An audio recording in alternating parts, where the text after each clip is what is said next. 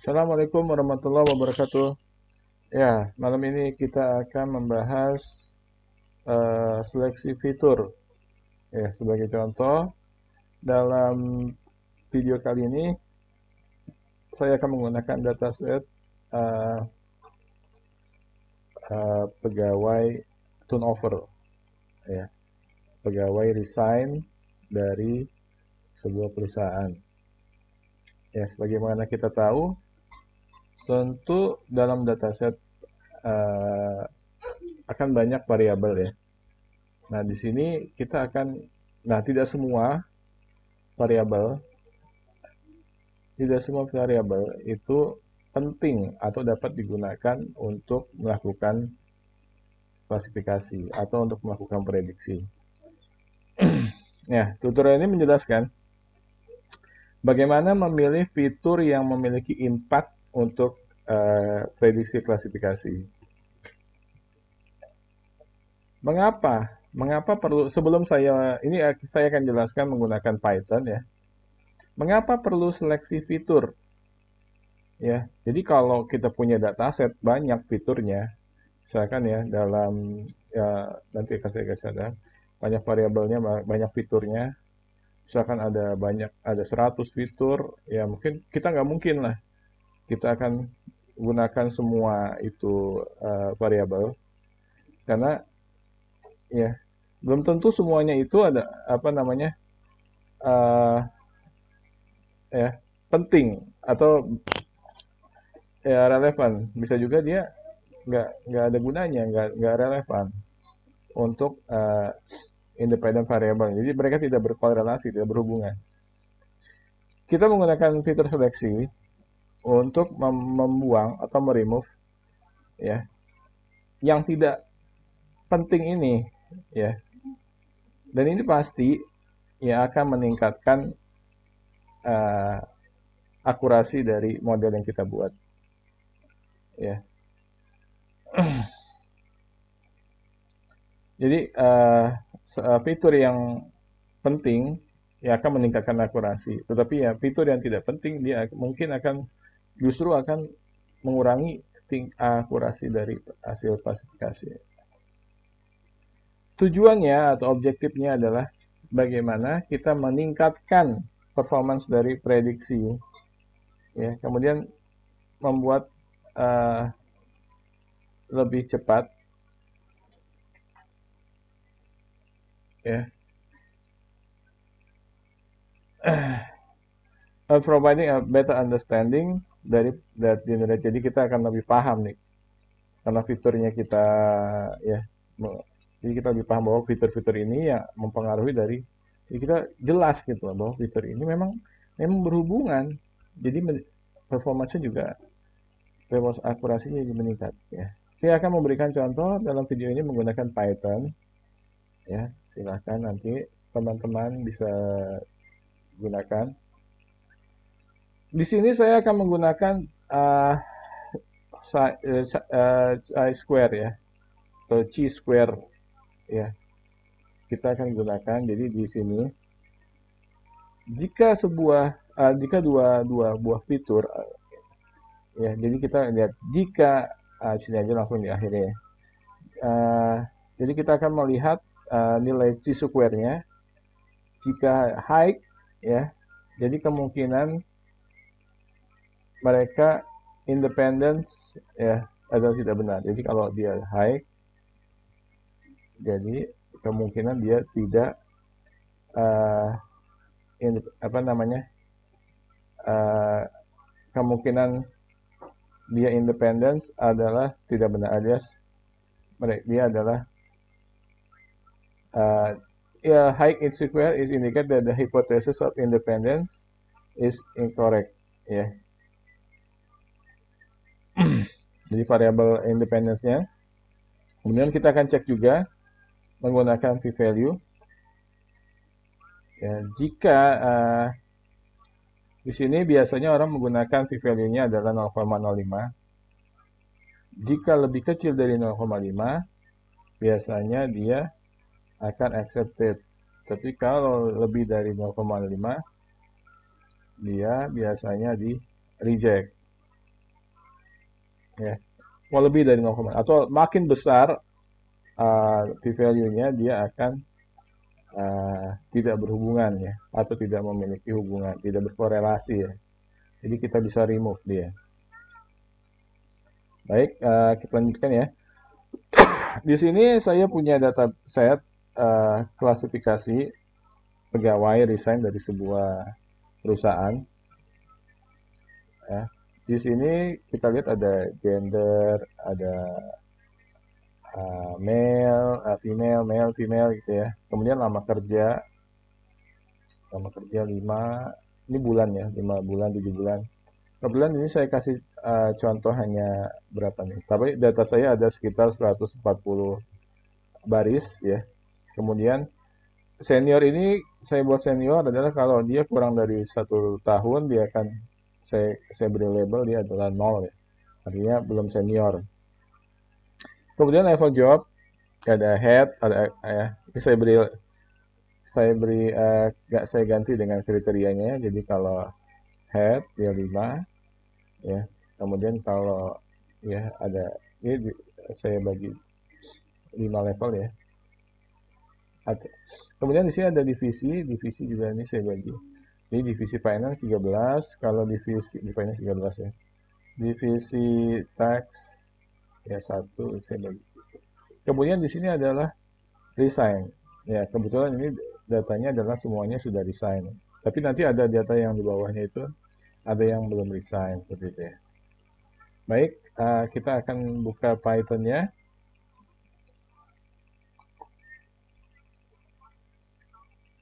Kita akan buka Python-nya.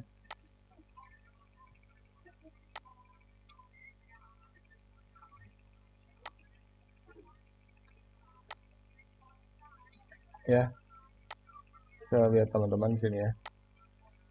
Di sini datanya sudah saya ambil ya di sini. Langsung aja. Saya tarik ya. Kemudian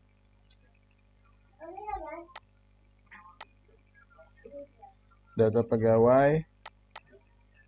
Kita lihat di sini ya, datanya tadi sudah masuk ya. Teman-teman bisa lihat di sini. Sudah masuk. Kemudian kita ubah dulu nih gender ya. Jadi 0101 ya. Kita lihat di sini saya gunakan ini. Set. Maka sekarang data pegawainya ya, ada pertanyaan gender kita ganti dengan sex ini ya, 10 male itu 1, female 0 gitu ya. Kemudian kita mulai ya. Jadi kita akan hitung C-square. Nah, C-square-nya ini yang tadi gendernya kita buang, jadi sekarang kita hanya ambil, lihat ya. Tadi gender kita akan buang, kita hanya ambil. Kemudian saya akan urutkan. Jadi untuk yang apa namanya? Kolom resign saya akan letakkan yang kolom di paling akhir ya, karena dia nanti untuk kita jadikan Y-nya ya, untuk tesnya dan apa namanya ya, untuk dependent ya, Y-nya. Yang lainnya akan jadi X ya kan. Jadi di sini perhatikan ya, saya akan pindahkan. Lihat ya, pindah dia. Oh sorry, di DF ini deh. Ya, sex, durasi, senior, level aja, depan desain. Nah sekarang kita mau lihat nih, ya, kita gunakan C-square. Nanti jadi C-square ya, kita pakai library C ya, ini feature selection dari sklearn ini ya, dari Python. Jadi untuk X-nya kita akan buang kolom resign, dan untuk Y-nya kita akan ambil yang kolom resign-nya aja, gitu ya. Jadi kita lihat di sini. Oke. Ya. X-nya kita mau lihat, teman-teman pasti mau lihat juga kan, X ya tanpa resign ya, dan ini Y-nya dengan resign. Baik, langsung aja ya. Jadi kita akan ambil nilai C itu nanti dia ada di, kita jalankan dulu ya C-score ini. C-score untuk baris pertama ya, ini akan adalah berisi nilai C-square-nya, nilai C-nya, nilai C-score-nya. Kemudian untuk yang P value-nya, alfanya ada di baris kedua. Ya.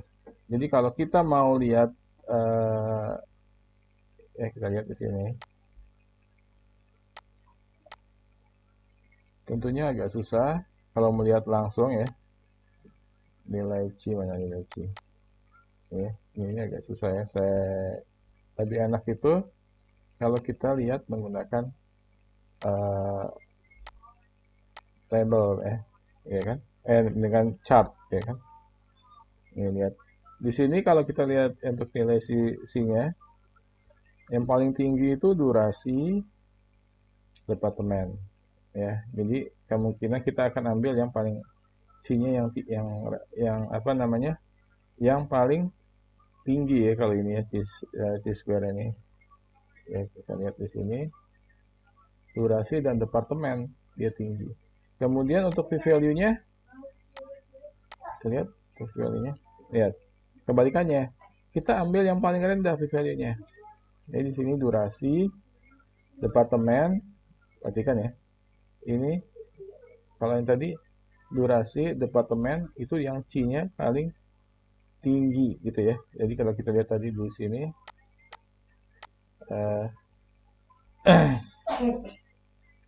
jadi so high C-square indicate that the hypothesis of independence is incorrect. Ya, jadi mereka tidak independen tapi adalah dependent. Jadi makin high dia makin berhubungan seperti itu ya. Jadi kita lihat di sini makin tinggi makin oke. Kita bisa lihat. Kemudian kita cek lagi di p-value-nya. Ya. Nah, di situ bisa lihat durasi, departemen dan senior. Ya. Jadi di sini saya akan buang kolom gender dan kolom level job ya, karena ternyata dia tidak berhubungan. Baik, nah, yang pertama ini saya akan prediksi menggunakan tanpa seleksi fitur. Yang pertama itu tanpa seleksi fitur. Jadi ini saya akan ambil semuanya ya, saya durasi, senior, level job, departemen, dan desain. Saya akan pertama akan menggunakan decision tree. Langsung aja saya running ya. Di sini akurasinya saya lihat ya. Jadi di sini extrain, dan bisa juga extrainnya ya. Semua kita masukkan saya durasi, senior, level job untuk variabelnya ya. Kemudian saya akan ambil hanya 20% ya, 80% untuk training dan sisanya 20% untuk tes ya, untuk evaluasi. Jadi di sini saya akan running print akurasi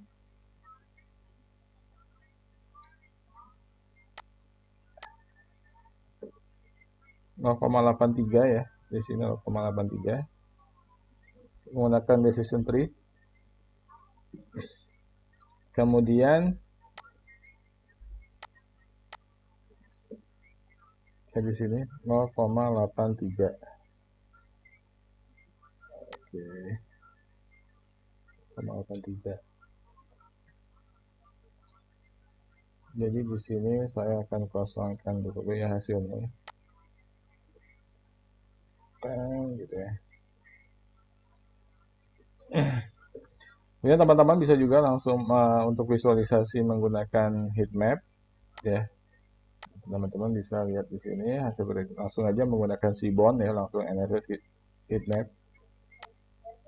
Bisa lihat tuh langsung ya. Di sini menggunakan heat map bahwa prediksi untuk yang apa namanya, prediksi bahwa dia resign dia sangat tinggi ya di sini, 17 ya. Nah, ini lumayan ya. Coba kita gunakan algoritma yang lain. Saya menggunakan bias selanjutnya. Untuk menggunakan bias, bentar, ini hasilnya tadi 0,83. Di sini ya, 0,83. Kemudian untuk yang bias, hasilnya berapa nih? Bias hasilnya rendah ya di sini. Untuk bias kita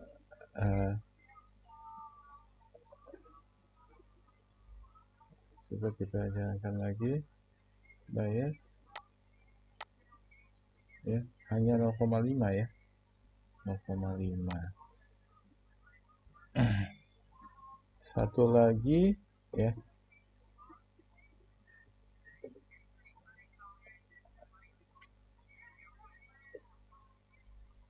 saya menggunakan random forest. Kita lihat ya, 0,83. 0,83. Baik. Selanjutnya kita akan ya, kita lakukan prediksi menggunakan setelah seleksi fitur. Jadi pada saat seleksi fitur kita hanya akan gunakan durasi, senior, dan departemen. Ya. Di sini saya akan gunakan decision tree dulu.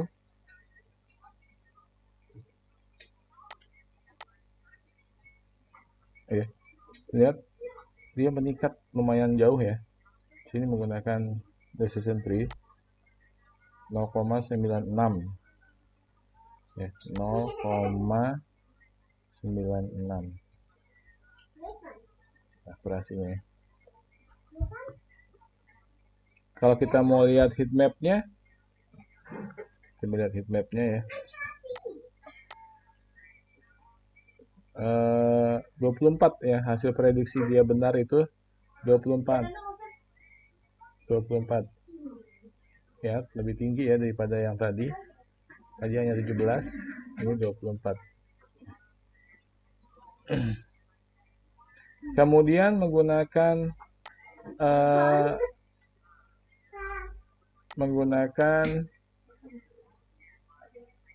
bias. Menggunakan bias kita lihat akurasi 0,83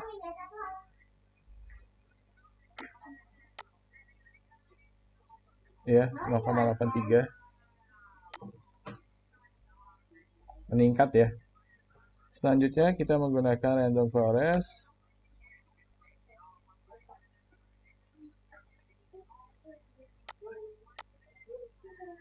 (0,93) ya. Lihat di sini akurasinya 0,93. Jadi setelah kita melakukan seleksi fitur, terlihat bahwa hasil akurasinya meningkat ya. Awalnya decision tree kita menggunakan sebelum seleksi fitur akurasinya hanya 0,83. Kemudian setelah kita pilih fitur yang benar-benar berhubungan dengan pegawai akan resign atau tidak, maka meningkat ya, meningkat signifikan ya, 0,96. Baik, itu aja yang bisa saya sampaikan. Terima kasih, teman-teman bisa lihat nanti source code-nya saya akan share juga di apa namanya. Tapi teman-teman akan menggunakan dataset ya yang sudah saya berikan dalam e-learning ya, bukan dataset yang saya gunakan dalam contoh ini ya. Terima kasih. Assalamualaikum warahmatullahi wabarakatuh.